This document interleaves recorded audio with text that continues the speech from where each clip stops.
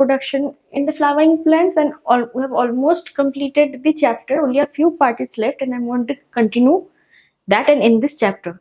So the main part of any sexual reproduction, be it plants or be it humans, there are mainly three steps, as I already told. This divided into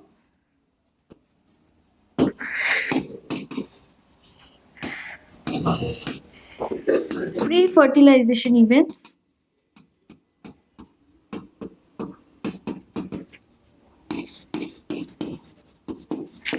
post-fertilization, and post-fertilization events.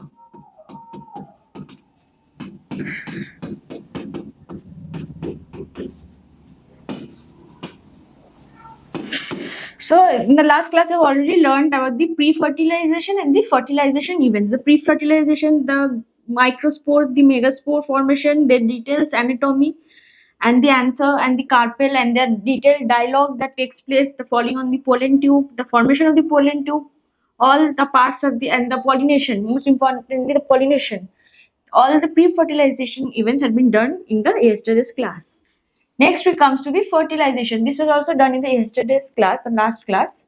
And the main event of the fertilization in the flowering plants is double fertilization, because one is the synapse, the formation of the triple fusion with the leading to the formation of the endosperm, the primary endosperm cell along with the embryo, the new plant which will be formed after it grows.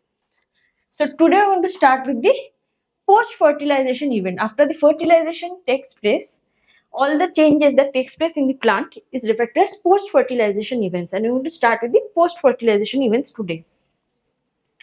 So as already told,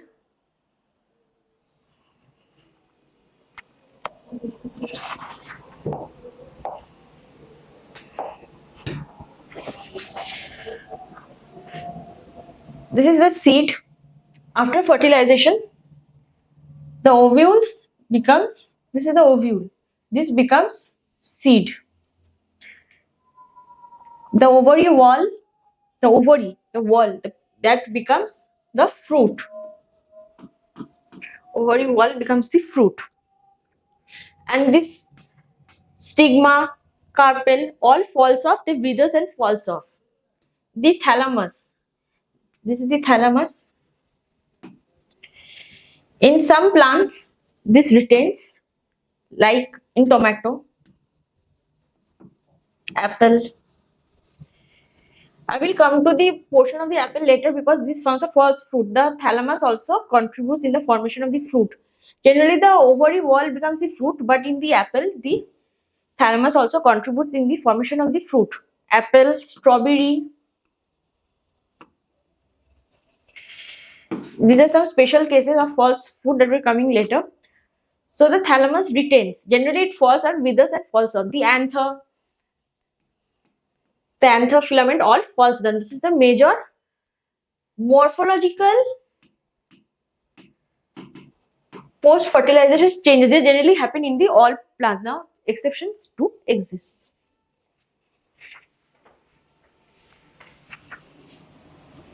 Next, we come to the changes in the endosperm.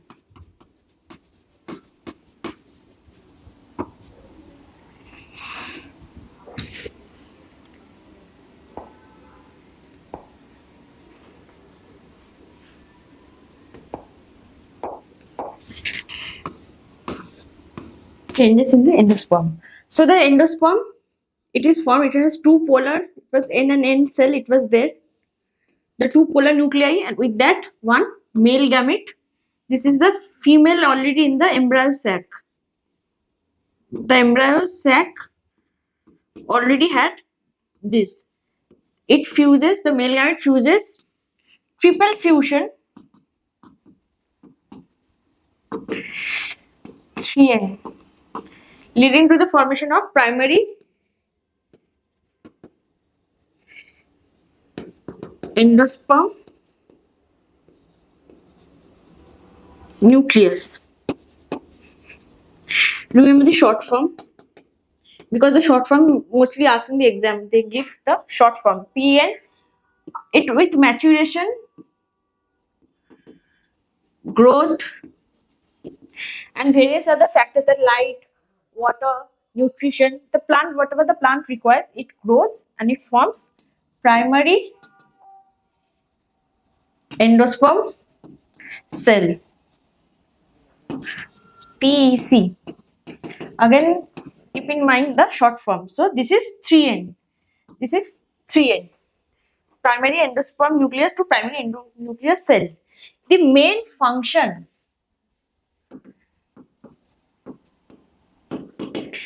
is to provide nutrition. Main function is to provide nutrition, but to whom? To the growing embryo. I already told there was the egg apparatus and the male fuses with it and it forms the embryo, right? This is 2N, sporophyte, angiospermic, and the double fertilization is a unique event. Always remember, double fertilization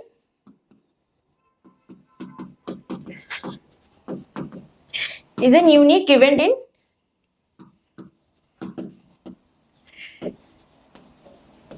in angiosperms.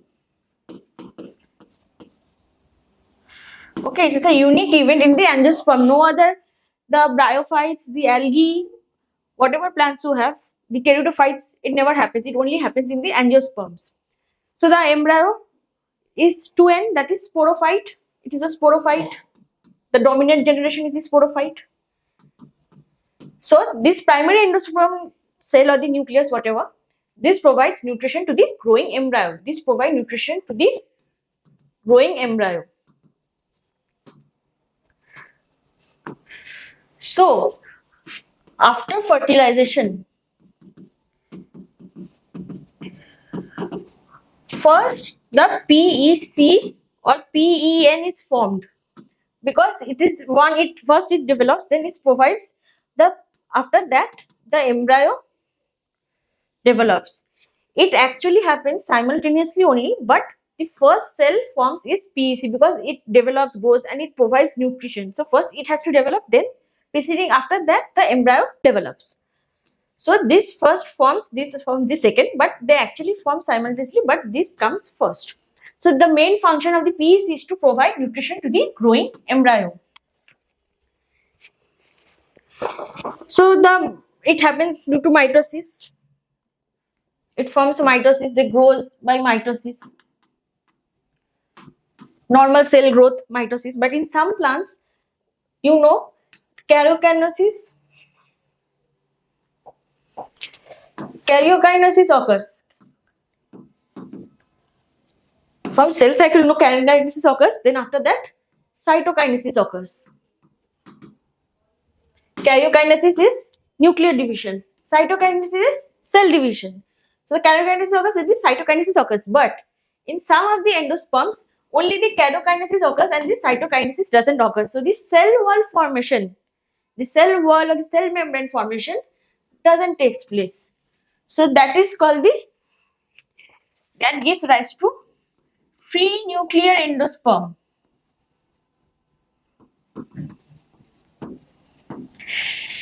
It has another name that is very important, that is syncytium.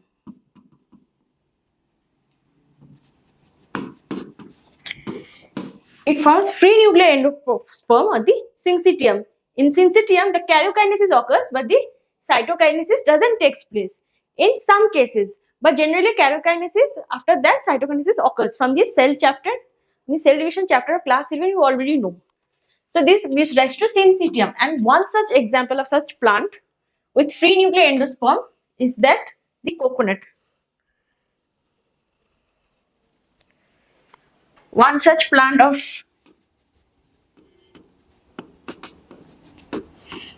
is coconut. The liquid endosperm. The liquid we have of the coconut is the syncytium and the solid kernel is the hard part.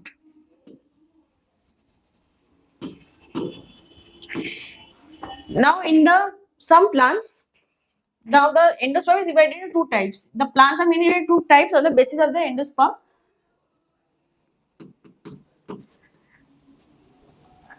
One group has endosperm, one group have endosperm but consumes during the growth.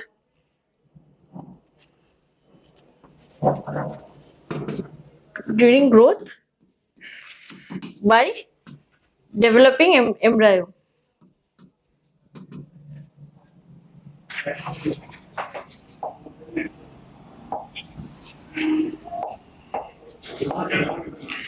And the developing embryo. The endosperm is present in both, but sometimes the embryo completely consumes the endosperm during its growth. Those are called non-endospermic or X-albuminous, non-endospermic or X-albuminous plant. They had endosperm, but the embryo completely consumed it. This is one type. Another type is the endosperm even after being used by the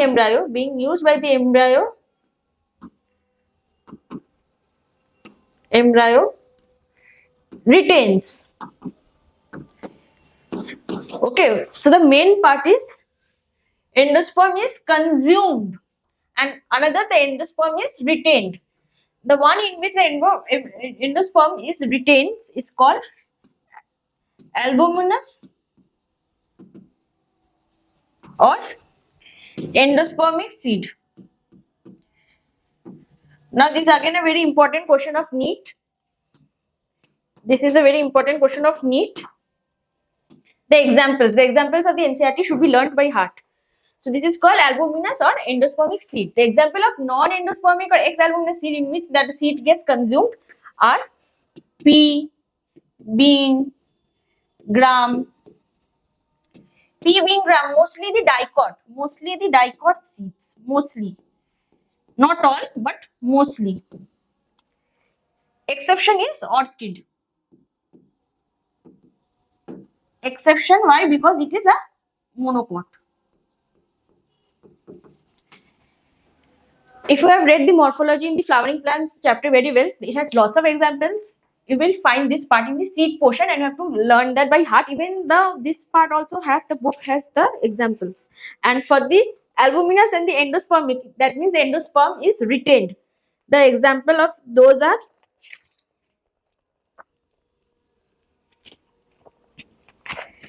wheat, maize, barley. Mostly the monocot plant. More examples are there in NCERT that has been learned in heart. Wheat, maize and barley. Mostly the monocot plant are the endospermic and the non-endospermic are the dicot plant. And already I have told about the syncytium present in the coconut. It happens due to amitosis mainly. That means karyokinesis happens, but cytokinesis never doesn't happen. Kinesis occurs, but cytokinesis doesn't happen. Free nuclear division, right? Free nuclear division takes place, and the example of these are very important for the NEET exam of the endospermic and the non-endospermic seeds. Next we come to the post-fertilization development.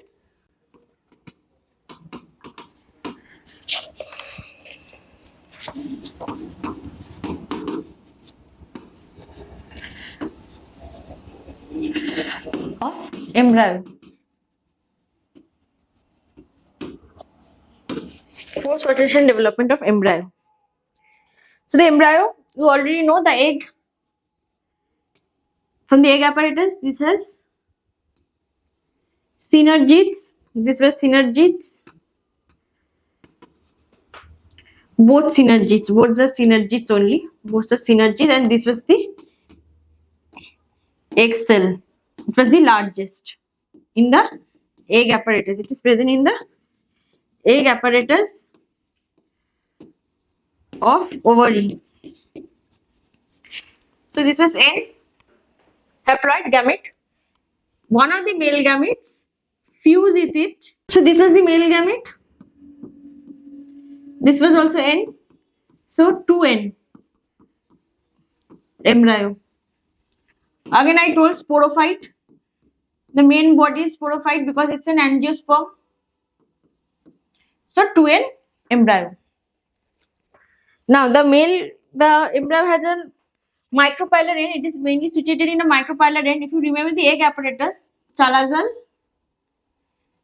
and the embryo sac, and this down part was the micropylar end. So that mainly happens in the micropylar end, right? Because the chalazal end had the antipodal cell which degenerates after the fertilization takes place. Now the embryo mainly goes through 4 stages, roughly 4 stages. Like the stages are not very distinct yet for the age of studying.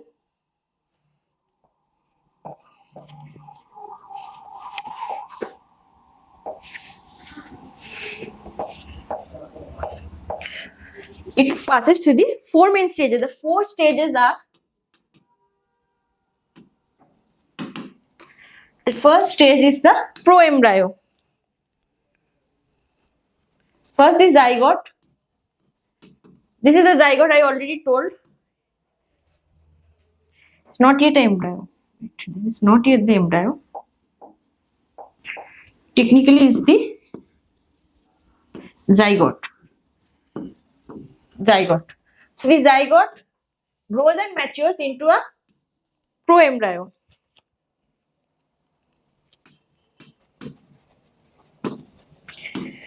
From that, the globular embryo. Zygote, proembryo, globular embryo, then heart-shaped embryo,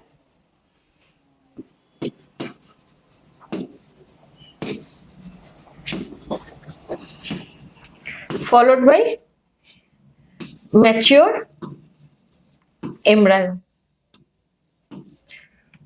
So 1, 2, 3, 4, 5. Generally, don't consider this as one of the stage or phase.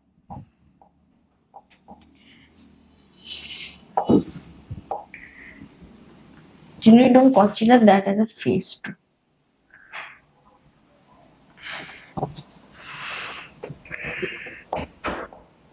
So technically 4. First is the proembryo. Next comes the globular embryo. Then comes the heart-shaped embryo. This is the third, and the last is the mature embryo. So this is again also very important for NEET. You have to remember the order. Why the shapes? Because the shapes in the heart-shaped embryo, the embryo becomes heart-like this type. The picture is well given in the NCERT only. Globular shape because it becomes like a globule like shaped. So zygote, proembryo, globular embryo, heart-shaped, then finally mature embryo. These are the 4 stages that it goes through. Now there are 2 types of seed you already know.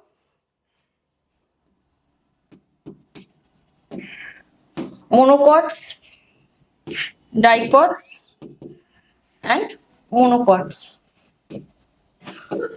Dicots have 2 cotyledons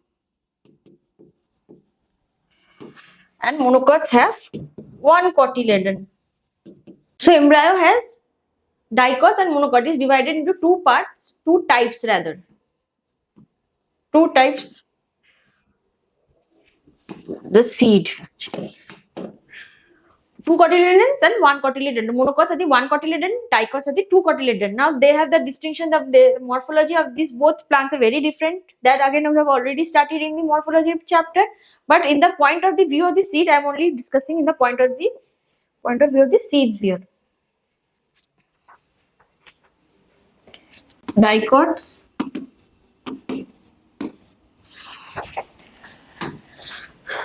monocots. I am only giving the rough sketch here. It's better if you could jot down the points properly and use it for your revision. It's better because this part is also very important for the NEET. In a typical dicot,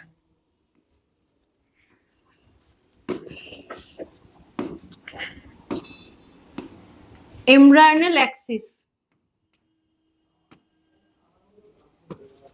Okay, this is the embryonal axis. Two cotyledons, as I have already told.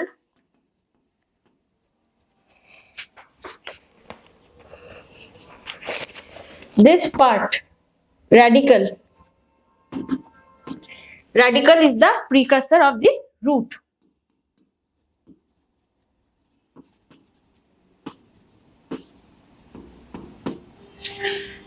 This is the plumule part.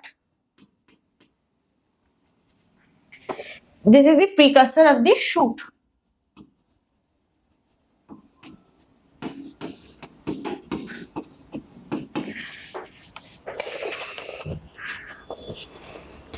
And the root, as you know, it has a root cap. As the plant matures, you will understand. The root grows and it forms the root cap. It has root hairs also for absorption of water and minerals from the soil. Root cap for the protection of the root.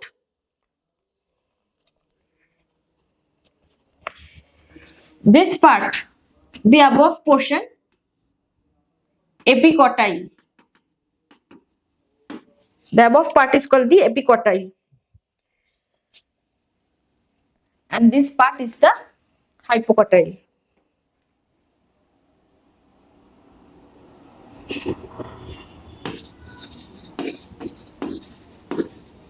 The root part mainly lies in the hypocotyle portion and the primule part lies in the epicotyle portion. So this is a typical dicot root. Now in a monocot, this is a single cotyledon. The detailed structure of this is in the morphology of the flowering plants, the cotyledon of the monocots. This structure is called the scutellum. It has a proteinaceous layer, allulon layer. I'm just revising the parts. The details are already there. The monocots mainly happen in the grass family, you know, right? Mainly in the grass family, the monocots, dicots, you know, the angiosperm, the grasses also happens in the monocots. This part below portion is the undifferentiated mass called the coleorhiza.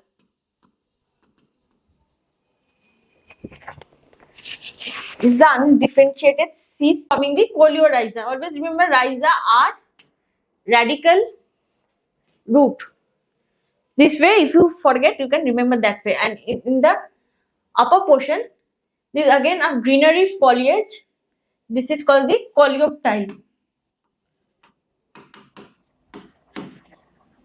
You remember plumule, shoot, coleoptile, P, plumule. So that portion gives rise to the upper portion, the shoot portion. These are the undifferentiated mass. Okay, this only finally grows. Now the structure of both the dicot and the monocot seeds are already given by in NCERT. You have to follow it for the diagram and also in the exam. Diagram necessary for exam. Diagram important plus labeling comes in NEET.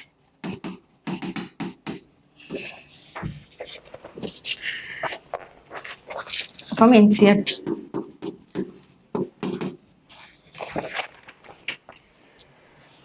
So the next we come to the seed.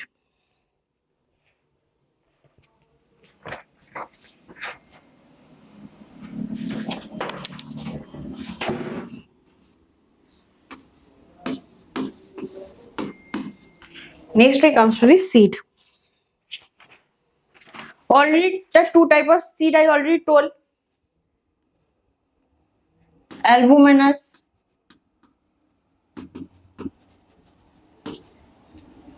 or endospermic. Another is non-albuminous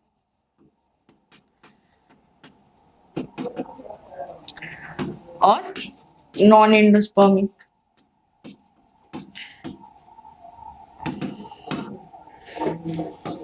Here the PC or PEN completely gets consumed. No, it is the cotyledon retains.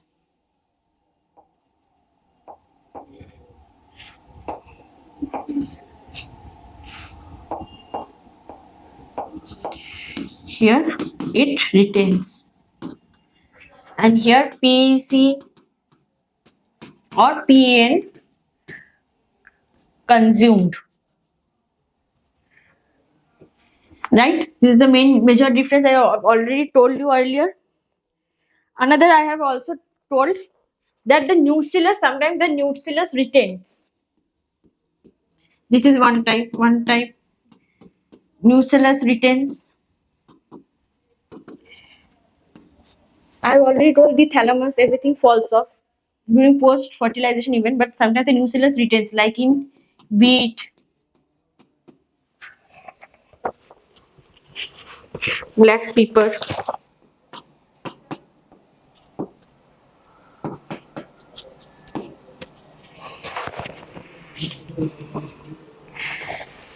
This is called the perisperm.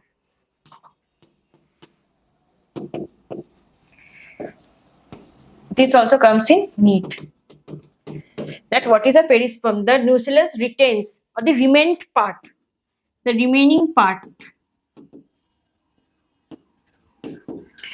of the beetroot, black pepper. This is called the perisperm. This already I have told, the examples I have told already in the previous slide. The seeds are very dry because they consume water, and it has, or I've already told in the previous class, it has the seed coat. The outer testa, inner tegmen. They give rise to the seed coat or integument. Either the seed coat or the integument, whatever. The outer is called the testa, inner is called the tegmen, and they absorb moisture. So they dehydrate and becomes very small and dry. Some seed, if the seeds gets favorable condition,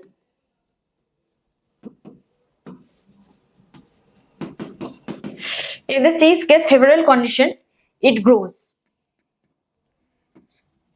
and becomes into a plant, further matures. If it doesn't gets favorable condition, no favorable condition,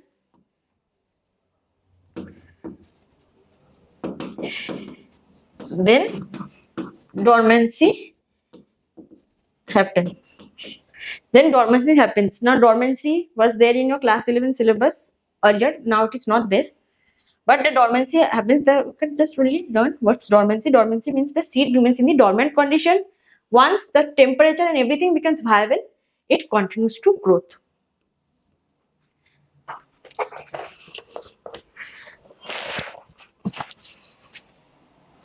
Coming to the fruits.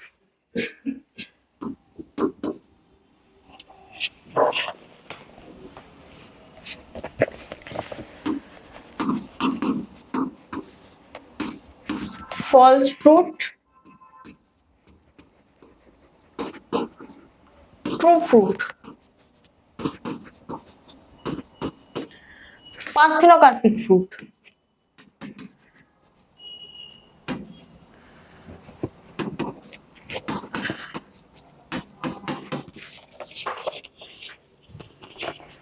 I've already told the ovary wall. This was the ovules, becomes seeds. Right after fertilization, the post-fertilization events, and the ovary wall or the ovary becomes the fruit. The ovary wall becoming fruit is called pericarp. It's called the pericarp in most of the cases, right? The exceptions do exist. I will come here. Before that, it mainly forms the pericarp. You have the endocarp, mesocarp. These ones are already told in your morphology chapter of class 11. The endocarp and the mesocarp, like the mango, have a hard, stony endocarp. The mesocarp of the coconut fibers is already told. You have to learn from there itself. In the other, the outer food covering is called the pericarp. It mainly provides a protection to the seed.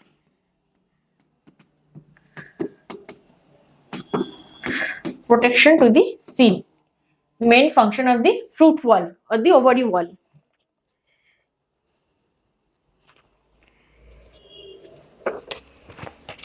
False fruit.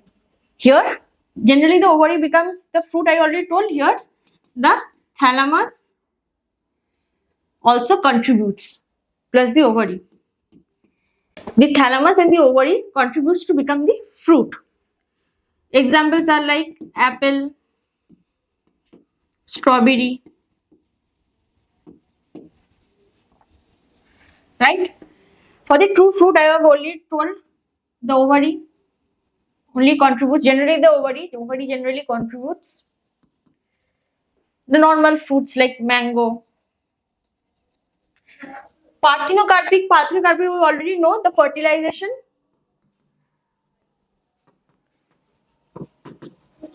occurs without involvement of two parents.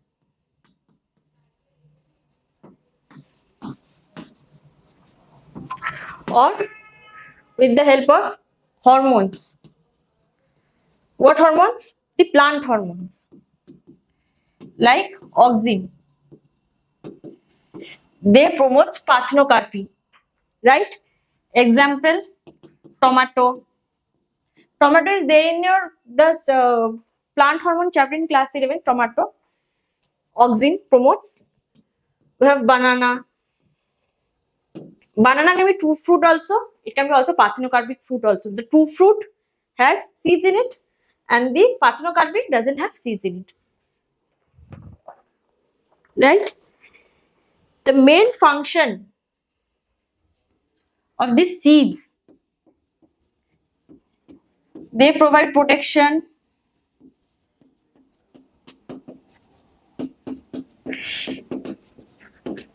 allows us to travel to higher distance or longer distance by pollination. Genetic diversity I already told because two parents are being involved. Genetic diversity. So the seeds provides a lot of advantages and it has provided a lot of advantage to the human beings. It forms the basis of our agriculture. You know India is an agricultural place mainly. It provides a basis for the agriculture because the seeds are thrown, the plants are grown like that way. The seeds are very important. Now two examples of seed that again comes in the need. These portions comes in need, okay? The false fruit and the parthenocarpic. The examples should be learned by heart from NCERT. Every example and this again this portion is important for NEET. We have to follow the examples. Now two more seeds are there. This is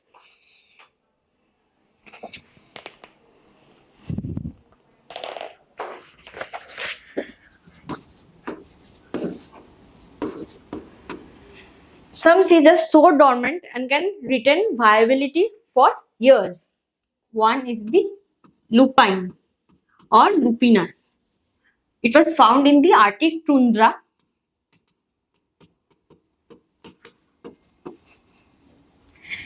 It remained dormant and viable for 10,000 years. Right? Can you imagine 10,000 years? Already last class I told about viability. Like the seeds like Rosaceae, Leguminosae, they retain viability for few months. But seeds from plants like rice and wheat, they retain viability within the 30 minutes of the release. This is another example, lupinus, that had retained viability for 10,000 years. It is found in the Arctic tundra. Another example of this is the dactyphorus plant or the Phoenix dactyphloras. This is one example. Another is Phoenix.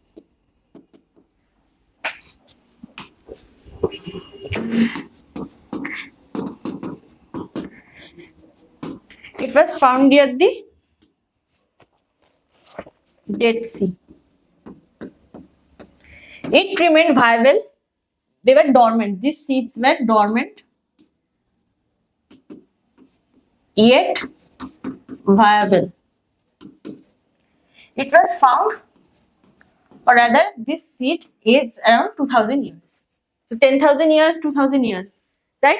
The Phoenix dactyphora, it was found in Dead Sea, and the lupinus seed was found in the Arctic tundra, right? So some plants. So this is again a very important part for NEET. They ask direct questions from here. This question is also important for NEET. This lupinus should be kept in mind, and the Phoenix dactyphora. In some plants, a large number of seeds are found. Some plants, large amount of seeds are found, like orchids.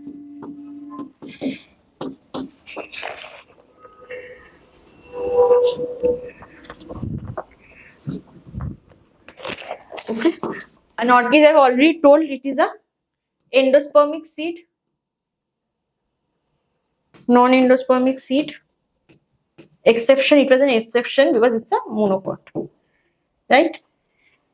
Now coming to the last part of the chapter, that is amphimexis and polyembryony.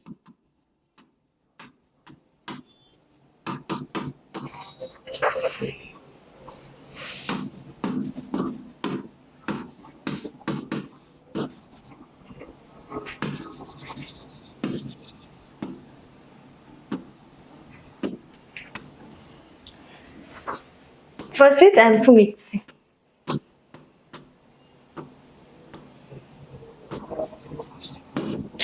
In amphimexis, it mimics means it looks like a sexual reproduction,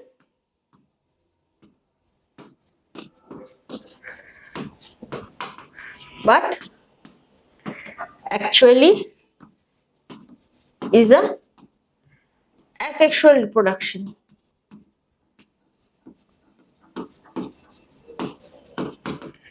It mimics the sexual reproduction, but it's actually a asexual reproduction, amphimexis.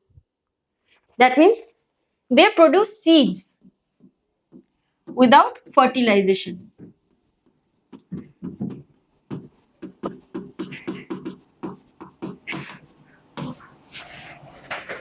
Seeds are mainly produced by the formation of the male and the female gametes, the fusion, right?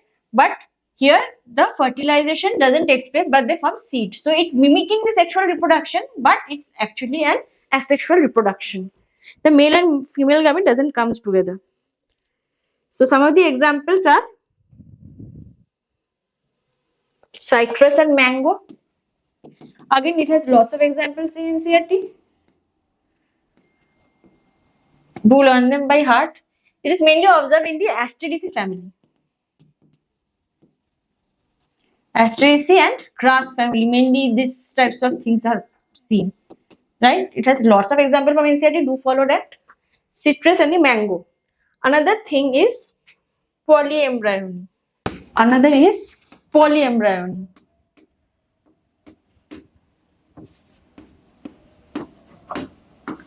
In the polyembryo, we have, from the term you can see, poly means many, embryo means formation of embryo,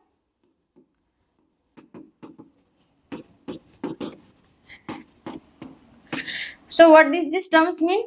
Formation of more than one embryo in a plant. Formation of more than one embryo in a plant is called polyembryony. Generally, a plant only forms one embryo. Per plant, only one embryo is formed. So, the polyembryony, more than one embryo is formed in a plant is called polyembryony. And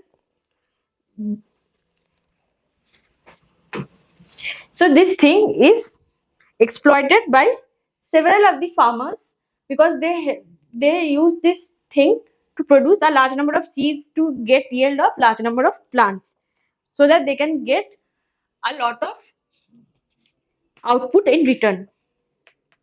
And in our India, we have lots of population, so lots of mouth to feed. So this polyembryony helps into producing a large number of plants from a single seed. Now the various types of scientific development, biotech, you already know, have biotech chapter. You already know the various types of genetical changes are being made, recombinant DSLs are made. So as to exploit the various properties, the important properties of seed to produce high yield of plant so that a large number of output can be gained.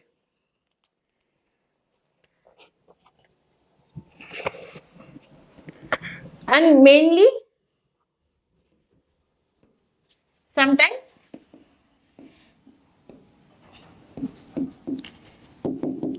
they're also forming to amphomixia. Amphomixia I already told, they mimic the sexual reproduction but aren't sexual reproduction. So many times they are changed to amphomixis by genetic makeup, genetic differences, and they convert into the amphomixis and they are being used. So there's no segregation of the characters takes place, mainly because there's no segregation of characters takes place.